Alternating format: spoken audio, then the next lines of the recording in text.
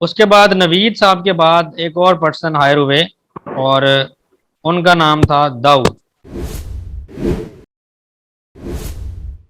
Open system interconnect model, जिसको हम simple words में OSI मॉडल कहते हैं, बेसिकली इसकी ज़रूरत क्यों पेश आई?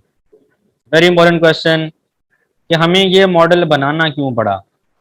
जैसा कि नाम से जाहिर है, open system interconnect model, that means ऐसे सिस्टम जो लोगों के लिए ओपन है। ओपन सिस्टम से मुराद ये होता है कि अगर मैं माइक्रोसॉफ्ट की मशीन यूज़ कर रहा हूँ और आप लोग अगर एप्पल की मशीन यूज़ कर रहे हैं, तो these are open to each other.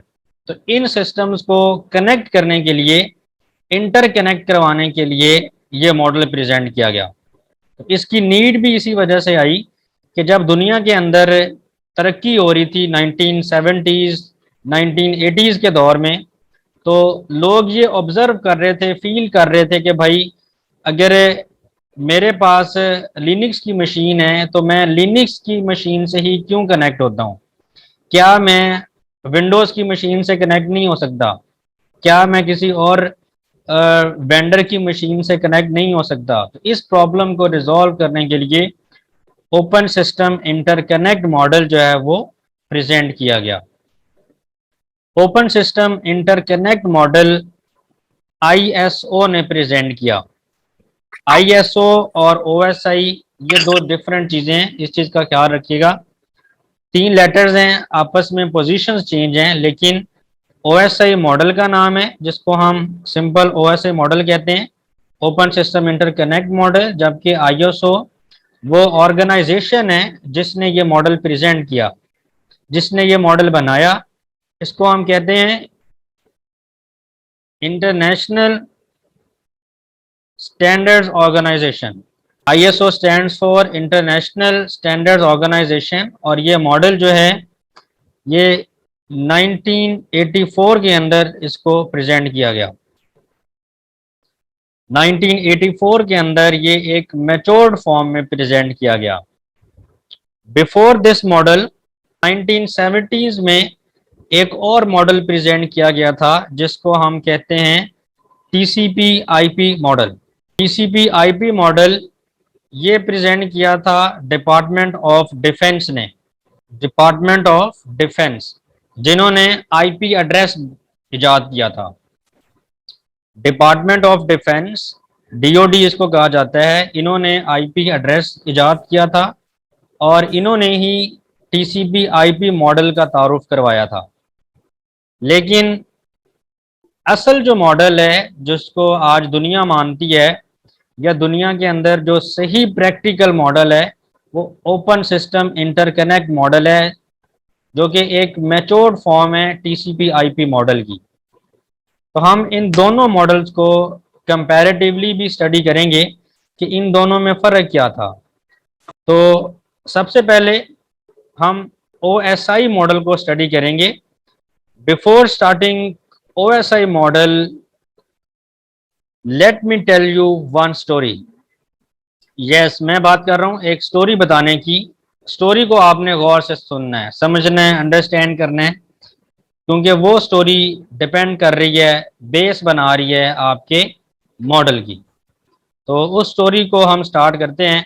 For example, एक इन्वेस्टर हैं और वो पाकिस्तान के अंदर कोई इन्वेस्टमेंट करना चाह रहे हैं, कोई कंपनी लॉन्च करना चाह रहे हैं जिससे वो अर्निंग करना चाह रहे हैं और प्रॉफिट जनरेट करना चाह रहे हैं।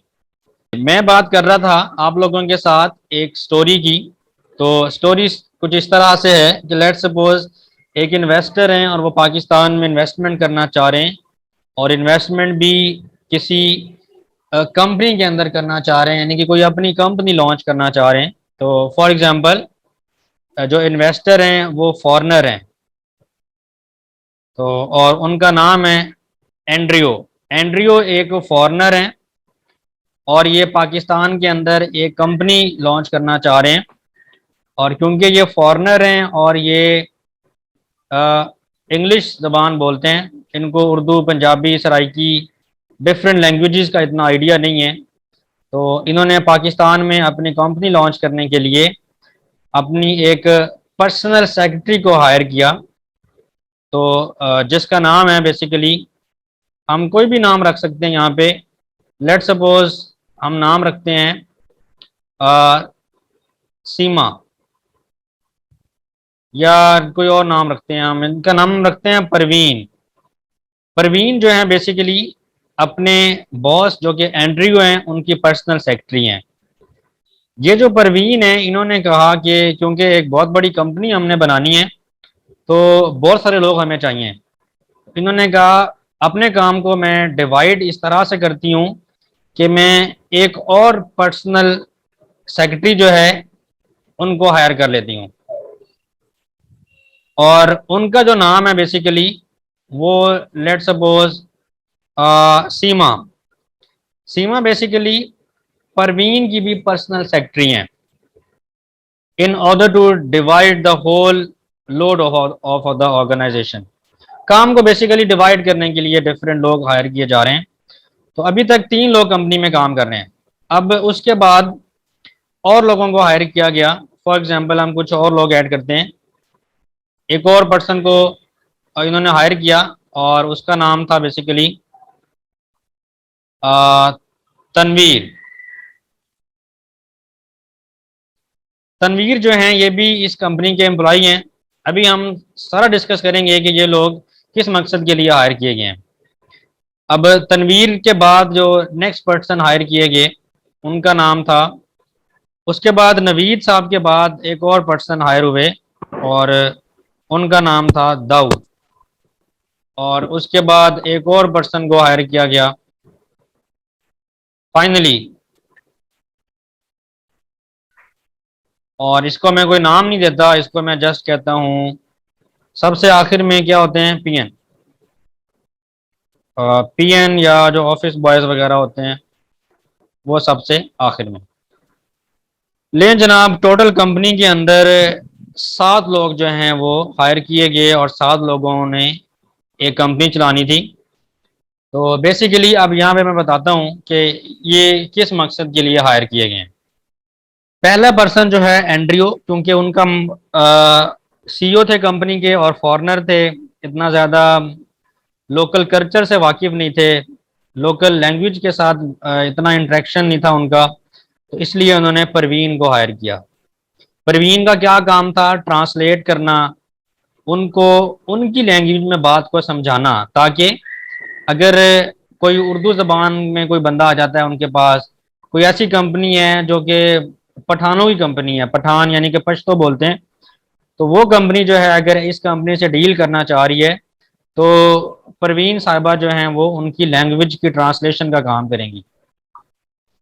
थर्ड नंबर पे जो सीमा है, सीमा को इसलिए हायर किया गया कि ये मीटिंग्स अरेंज करवाएंगी, सेशंस अरेंज करवाएंगी। लाइक मीटिंग किस टाइम पे होगी, कितनी देर चलेगी, किस टाइम पे ख़त्म हो जाएगी, ये जो मीटिंग्स का काम था, सेशंस का काम था, ये सीमा को इस मकसद के लिए हायर किया गया। फिर तनवीर साहब को इसलिए रखा गया कि तनवीर साहब जो हैं ये बेसिकली मिनट्स ऑफ मीटिंग बनाएंगे। मीटिंग्स के या कोई भी डील होती है, कोई एग्रीमेंट होता है, कोई कॉन्ट्रैक्ट साइन होता है, उसको सेगमेंट्स के अंदर डिवाइड करेंगे, सेगमेंटेशन करेंगे। एक 100 पेजेस की फाइल है तो उसको 10-10 फाइल के अंदर डिवाइड कर लेंगे ताकि उसको कैरी करना आसान हो, किसी को देना हो तो आसान हो। तो मैं बजाय एक बंदा भेजने के मैं 10 बंदे भेजूं ताकि छोटा छोटा वजन जो है वो उठाएं और उसको आसानी के साथ डेस्टिनेशन तक पहुंचा के आए। तो इनका काम बेसिकली क्या था, सेगमेंट्स करना, डिवीजन करना, पार्टीशनिंग करना फाइल्स की, डेटा की। फिर नवीर साहब को रखा गया था। नवीर साहब ने तय करना था कि जिस कंपनी के साथ डील हुई है, अगर हमने उनके साथ कोई डॉक्यूमेंट शेयर करना है, कोई फाइल पहुंचानी है, तो वो कैसे पहुंचानी है। आइदर हम लोग जीटी रोड यूज़ करें, मोटरवे से जाएं, हम ट्रेन यूज़ करें, या बाय एयर हमें जाना चाहिए। तो उस मकसद के लिए तनवीर साहब को हायर किया गया, जिनका काम था रूट को मॉनिटर करना या रूट को फाइनलाइज करना, रूट ऑप्टिमाइज करना, रूट सेलेक्ट करना। तो बेस्ट ऑप्टिमाइज रूट सिलेक्शन का जो काम था वो नवीर साहब करते थे।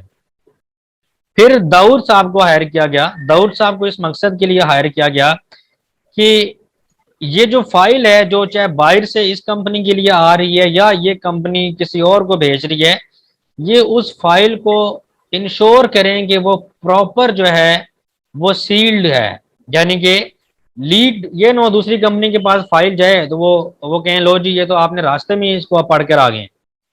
तो जो कॉन्फिडेंशियलिटी का ख्याल रखा जाए, एक कॉन्फिडेंशियल मैटर है, आपकी कंपनी की डील हो रही है, तो उस कॉन्फिडेंशियलिटी को इंश्योर करने के लिए, उस डील को प्रॉपर प्राइवेट रखने के लिए दाऊद साहब को हायर किया गया। वो क्या करेंगे, इसके ऊपर डिफरेंट स्टैम्प्स वगैरह लगा देंगे, फ्रेमिंग, इसको आगे चल के मजीद में डिस्कस करेंगे। पीएन साहब का क्या काम है, सिंपल, जो दाऊद साहब ने फाइलें शाइलें बनू के रख दी हैं, जिनका पता है कि ये किस रूट से जाएंगी, जो कि नवीर साहब ने बता दिया था कि इनको जी ट्रेन से लेके जाना है या एयरपोर्ट से लेके जाना है या जीडी रोड से लेके जाना है या कहाँ से लेके जाना है, वो भी सब कुछ तैयार था। तनवीर साहब ने हिस्से बना दिए हुए थे, उनके ऊपर नंबर्स लगा दिए थे, ताकि जब दूसरी एंड पे दूसरी कंपनी जो है वहां पे पहुंचे तो आसानी हो। तो बेसिकली सेम यही जो लोग थे, ये तकरीबन आप समझें कि ये हर कंपनी के अंदर अवेलेबल होंगे। स्टैंडर्डाइज लोग हैं ये, 7 के 7 लोग। तो अदर एंड पर अगेन एक कंपनी है जिसमें यही 7 लोग काम कर रहे हैं, जिनका अल्टीमेटली रिवर्स के अंदर काम स्टार्ट होगा। पीएन को फाइल मिलेगी, वो फाइल फौरन रिसीव करेंगे। रिसीव करने के बाद दाऊद साहब वेरीफाई करेंगे कि सील उतरी हुई तो नहीं है, कॉन्फिडेंशियल फाइल है तो प्रॉपर जो है स्टैंप वगैरह लगी होनी चाहिए, हमारी ही फाइल है कि नहीं, ये हो सकता है किसी और कंपनी की हो, इस चीज़ को इंश्योर करेंगे। फिर देखेंगे जो रूट डिसाइड हुआ था क्या उसी रूट से आई है, रूट प्लान किया गया था ना कि इस रूट से आएगी फाइल, उस रूट को इंश्योर करने के लिए नवीर साहब बैठे हुए हैं। तनवीर साहब वापस डी सेगमेंटाइज करेंगे, यानी कि जो फाइल आपने 10-10 सफ़ों की अलग अलग कर ली थी, उसको वापस रिकम्बाइन करेंगे और अगेन 100 पेजेस की एक दोबारा से फाइल बन जाएगी और वो सीमा साहब के पास जाएगी कि हाँ जी वाकई एक अपॉइंटमेंट थी, एक फाइल, एक मीटिंग, मिनट्स और मीटिंग डिस्कस हुए थे और हमने एक प्रॉपर फाइल जो थी वो फलां कंपनी को भिजवाई थी। परवीन साहबा उस फाइल को रीड करेंगी, देखेंगी ओहो इसकी तो लैंग्वेज ही चेंज है, मेरा जो बॉस है वो तो पठान है, वो तो पश्तो अंडरस्टैंड करता है, तो मुझे अगेन इसको जो है उसकी जो लैंग्वेज है उसको अंडरस्टैंड करने के लिए इसको ट्रांसलेट करना होगा। तो एट दी एंड एंड्रियो साहब जो हैं वो क्योंकि इस कंपनी के बॉस हैं, तो इस कंपनी को क्योंकि ये बॉस अपनी पश्तो लैंग्वेज समझते थे, तो उस जबान को अंडरस्टैंड करने के लिए इनके पास जो फाइल आएगी, जो परवीन की तरफ से आएगी, वो फाइल जो है वो इनके पास ऐसी हालत में होगी जिसको वो ये अंडरस्टैंड करेंगे।